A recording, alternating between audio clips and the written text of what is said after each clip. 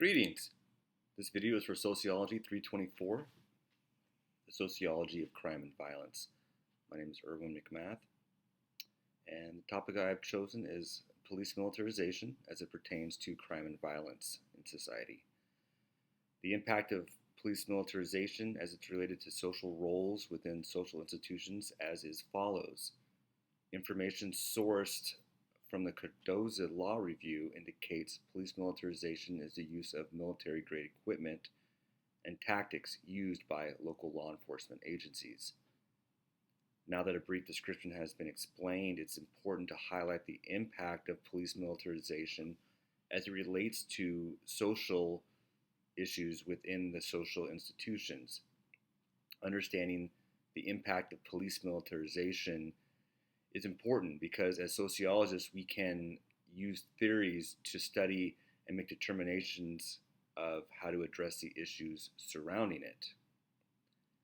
Evidence to be used in the study of police militarization includes sources indicating early exposure to police militarization. The source material that's titled Militarization of School Police, One Route on the School to Prison Pipeline outlines the treatment of African American students in high school by law enforcement. This account provides an in-depth look into portions of the institutions of education and how this issue of police militarization has created a negative effect.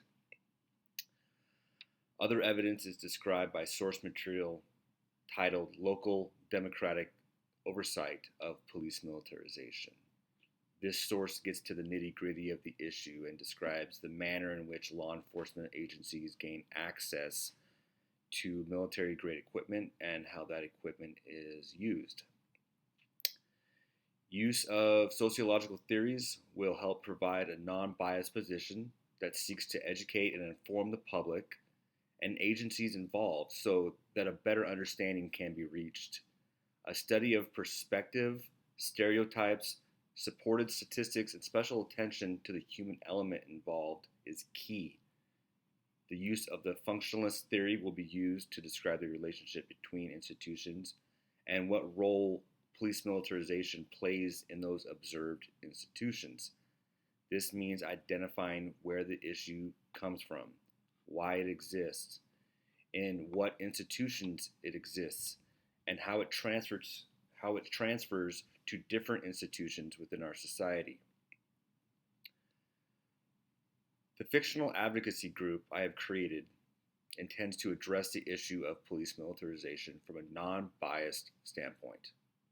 The information generated from my study will be made available to all parties concerned with the matter.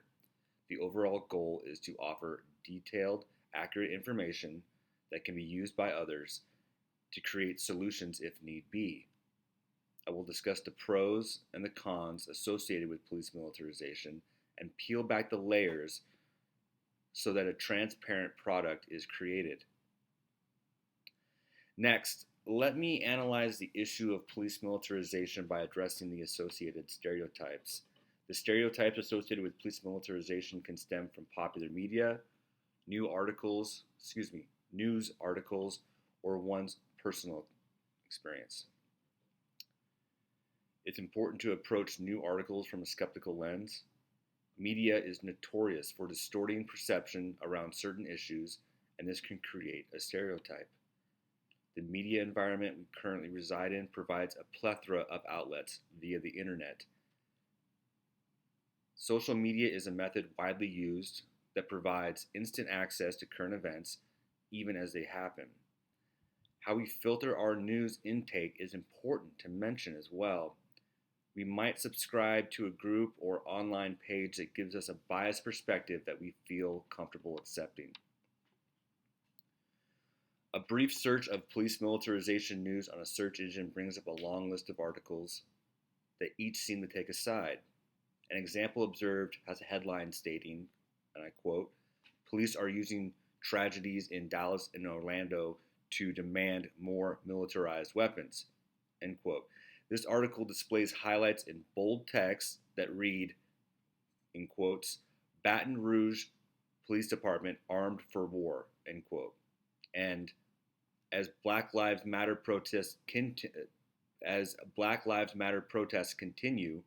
police are clamoring to bulk up their arsenals, end quote. And even use of killer robots to deliver lethal force. This media report stokes fear and resentment of police officers without even providing a counter-argument or objective perspective. This is an example of where stereotypes can come from.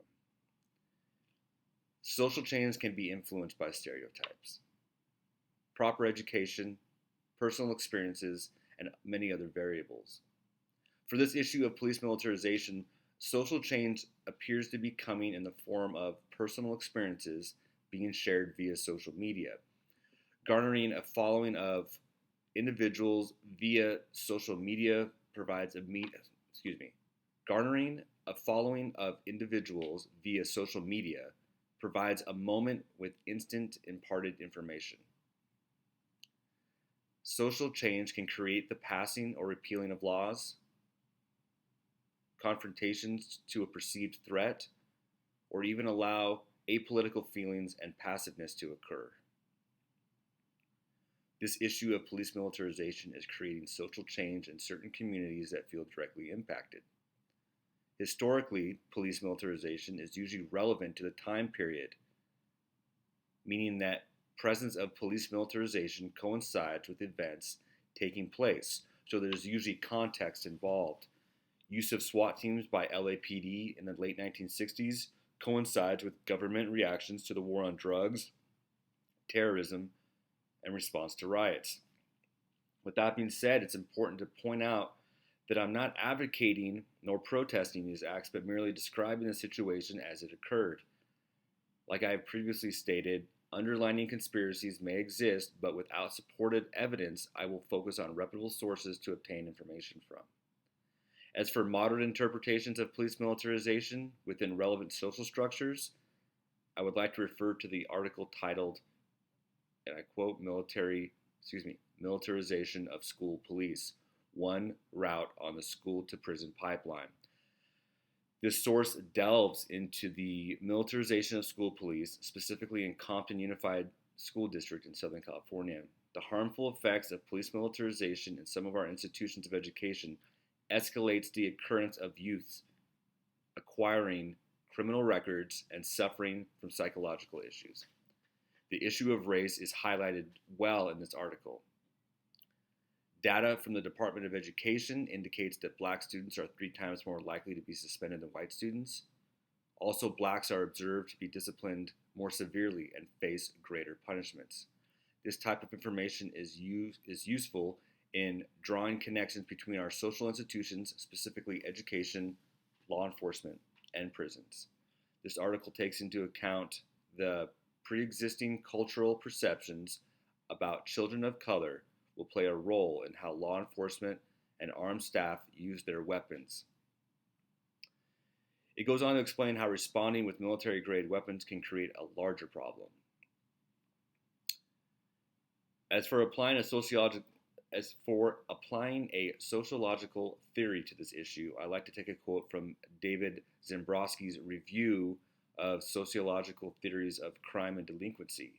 In this review, he states, and I quote, "The structural functionalist perspective stated that as society modernized, urbanized, and increasingly changed, the intimacy of small traditional communities broke down.